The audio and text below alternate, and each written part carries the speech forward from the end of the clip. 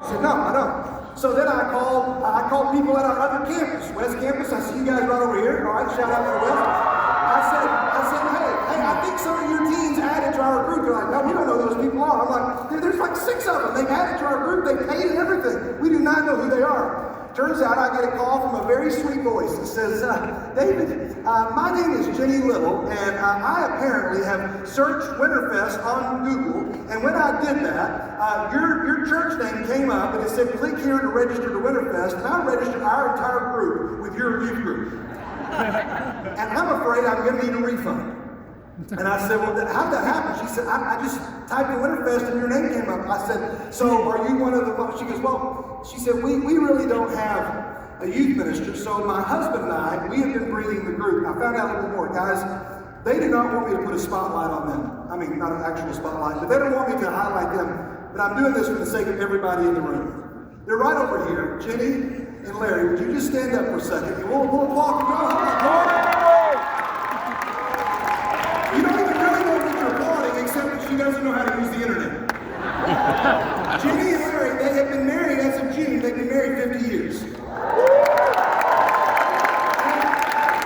And they single-handedly have been driving a van all the way down with their students and bringing groups to Winterfest. This is their 25th year to bring a group down to Winterfest.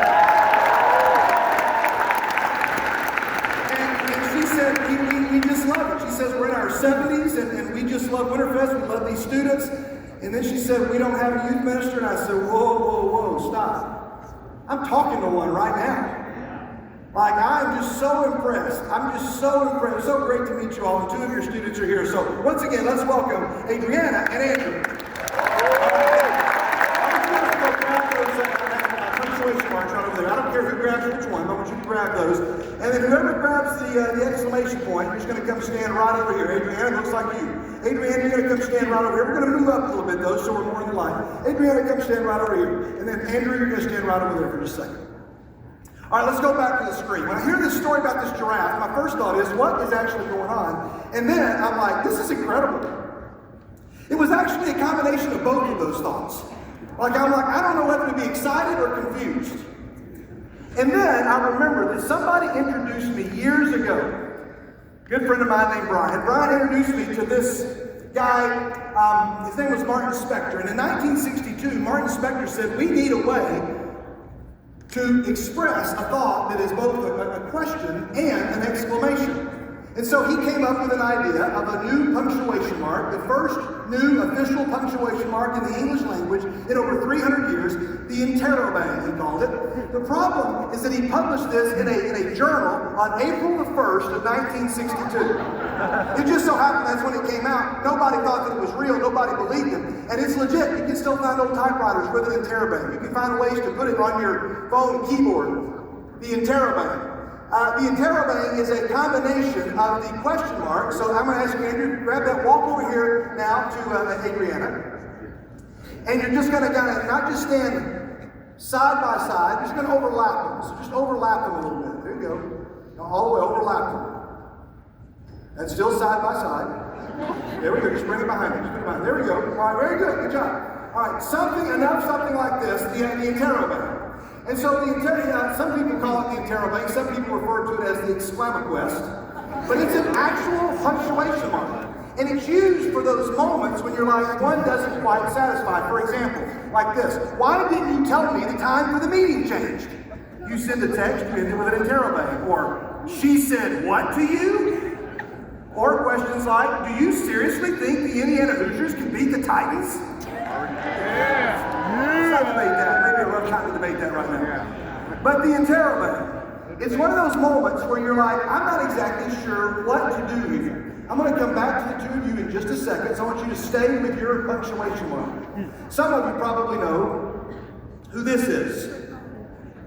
Who is it? Chris Tomlin. Yeah, Chris Tomlin. Chris Tomlin wrote songs like Amazing Grace, My Chains Are Gone, Good, Good Father, other songs that we sing, Holy Forever, or one of his newer songs that's popular, How Good It Is, songs that we continue to sing. But in 2004, Chris Tomlin wrote a song that was the title of the talk that I was assigned to do tonight for our theme, Greater Than. And Dudley said on Friday, I want you to speak along the lines of this phrase, how great is our God.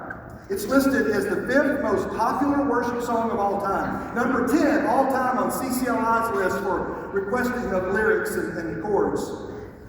He's had 21 number 1 singles, 30 top 10 hits, more than any other artist, and he spent 157 weeks at number 1. And this song, How Great Is Our God, asks the question that we're going to ask tonight.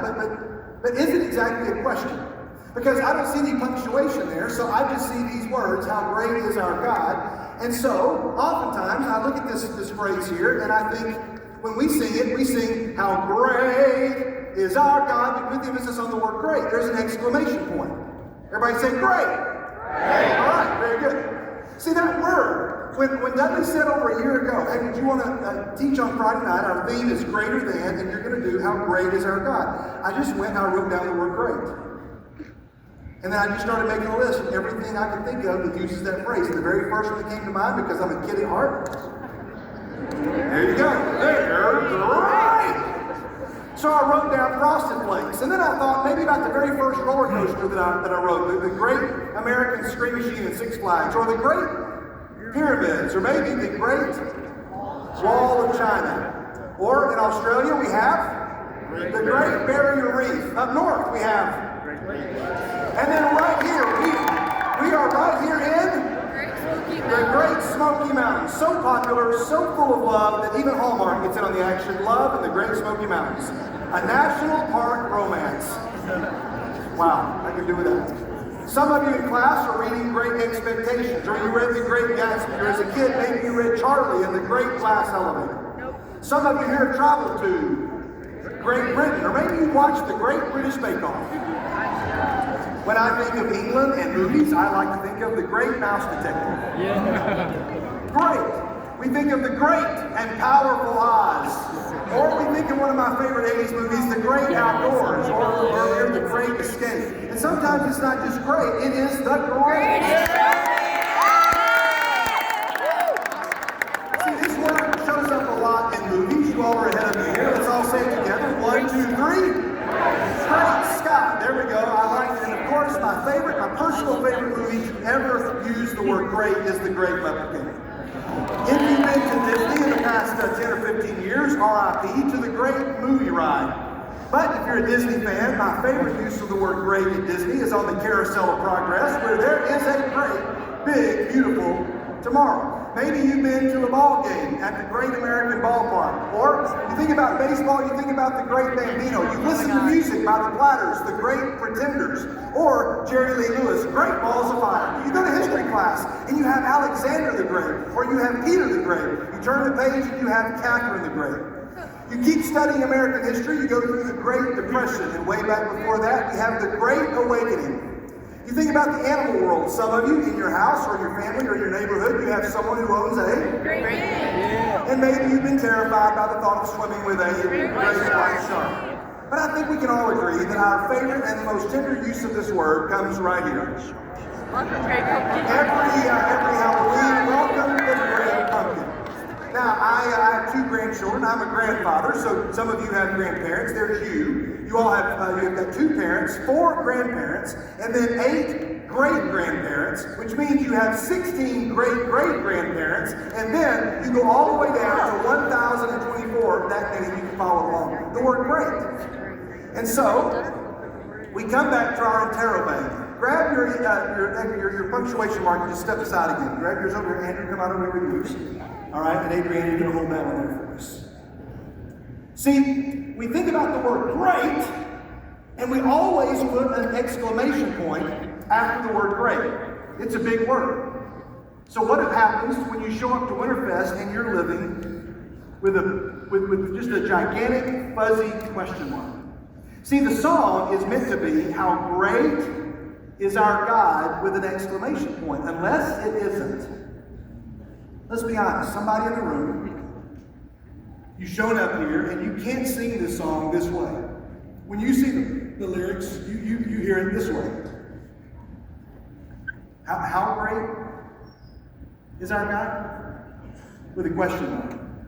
Because you're like, Skid, I'm dealing with something that I think is probably bigger than maybe this guy that you're talking about. Skid, you don't know what I'm dealing with. You don't know the addiction I have. You don't know the temptations I have. You don't know the stuff going on in my family or my home. And so I just find myself asking, how great is our God? For you, it's more of a question than it is an exclamation. And so, we're going to have some fun with this with at least one of our volunteers. You both have done a great job. I'm going to ask Andrew to stay up here. Adriana, thank you so very much. A big hand for Adriana. You guys, all right. Now, Andrew, we're not quite done with you yet. We've already played this game once on the stage, but we're going to do it again. All right, come right over here to our smaller, greater than sign. We've got our gigantic one over here, but see, every one of us carries with us a greater than sign like this, because every day we have to make smaller greater than choices. Like, what am I going to wear today? Where am I going to eat when I go out of town? Tonight, am I going to sit beside her, or am I going to sit beside her? I mean, it is the night before Valentine's Day after all. So, Andrew, you've already made several decisions today where you have said this is greater than that. So we're going to give you a chance to learn something about Andrew. Now, I've shared some of these up here, maybe even on this stage before, so just humor me as we go through this again. Now, this greater than sign moves, okay? You can just turn it around. So we got the greater than, you got an object over here, you've got an object over there, and I think we just lost our greater than sign. So, here you go. We're just up there. Oh, look at there. You just fixed a greater than sign.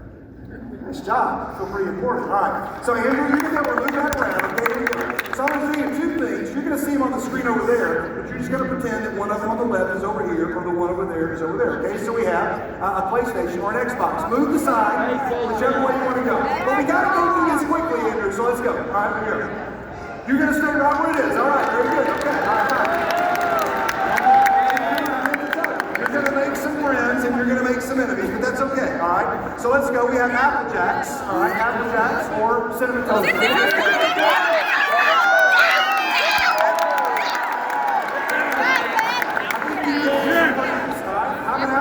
Myself, you just said it easily and clear it out. All right, here we go. We have oatmeal cream pies or Swiss cake.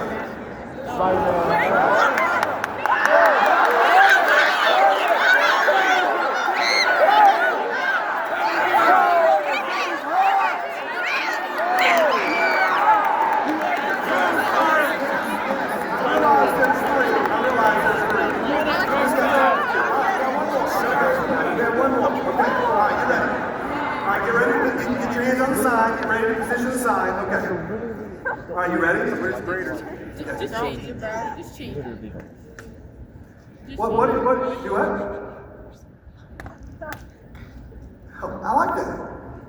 I like that. Except you asked it as a question. I don't think anybody heard what he said. He looked at me like, he said, is that it? Is there nothing else? See, it was kind of a trick. You're waiting on another choice. The game has been two things. You're like, well, I at least got to see what's up there.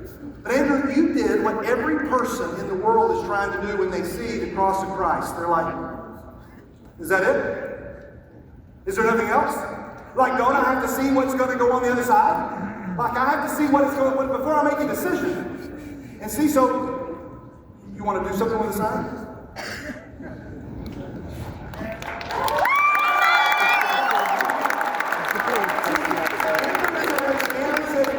It doesn't matter what you put there. Like, I don't know what's going to go over there. But I'm going to make my decision that the cross of Christ is going to be greater. And this is a decision now that goes from the smaller greater than sign to the gigantic one we see over here. See, it's one thing to pick cereals or Little Debbie's or Girl Scout cookies or movies, but it's another thing, Andrew, come here, Andrew, when your life and you find yourself standing in between, right over here, the question mark and the exclamation point, and you say, well, where am I supposed to go? What am I supposed to do? Let's get a quick shot of Andrew up here for just a second. I want everybody to see that this is what you're wrestling with. If we can get a shot of Andrew standing here in the midst, he's trying to decide, what am I going to do in this moment? Because Andrew, as you get older, you're a 10th grader, you told me, and as you go into the junior and senior year, it's going to get tougher. And there's going to be moments where these little choices every day, it's going to get crazy as you make these big choices up here. So we're going to talk about how do we go from the how great is our God, when for some of us it's like, how great is our God? I don't know where you are. I don't know much about your journey. But you represent all of us right now in this moment. I may come back to referencing you later, but I'm going to let you go back and sit with two of the most awesome youth ministers I know right back over there. So go ahead and sit.